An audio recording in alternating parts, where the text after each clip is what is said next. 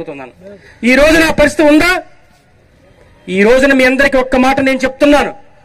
వేదిక మీద ఉన్నటువంటి వైఎస్ఆర్ కార్యకర్తలు గాని నాయకులు గాని ఆర్థికంగా చాలా ఇబ్బందుల్లో ఉన్నారు, అప్పుల్లో ఉన్నారు.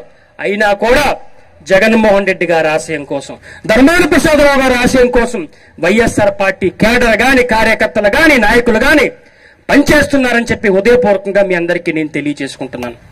ఇక నా అక్క చెల్లెమ్మలకి అవ్వాతాతలకి ఒక్క మాట అయితే నేను చెప్పదలుచుకున్నానమ్మా. ఒక యువకుడుగా కడుపును పుట్టిన కొడుకే మాట తప్పుతాడు, కడుపును పుట్టిన కొడుకే మాట తప్పుతాడు. కానీ ఈ రోజున జగన్మోహన్ రెడ్డి గారు ఇచ్చిన హామీలే కాదు, ఇవ్వని హామీలు కూడా జగన్మోహన్ రెడ్డి గారు నిలబెట్టుకున్నారు. కొన్ని వేల కిలోమీటర్లు పాదయాత్ర చేసి ప్రజల కష్టాల దగ్గర నుండి చూసి ఈ రోజున సంక్షేమ కార్యక్రమాలు ప్రవేశపెట్టిన వ్యక్తి జగన్మోహన్ రెడ్డి గారు.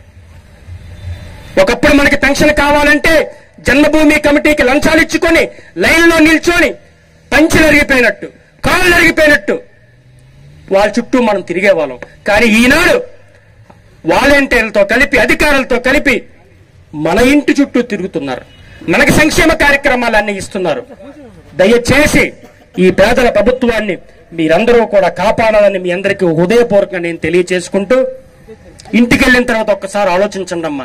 ఇక్కడ వేదిక మీద ఉన్న వాళ్ళందరం కూడా నాన్నగారితో కలిపి మీకెందుకు ఇన్ని విషయాలు చెప్తున్నామంటే మీరు మళ్ళీ మోసపోకూడదని, మీరు మళ్ళీ తెలుగుదేశం పార్టీ మాటలు మోసపోకూడదని, వాళ్ళ ముగ్గులో మీరు పడకూడదనే ఉద్దేశంతో మేమందరం ఇన్ని మాటలు చెప్తున్నాం.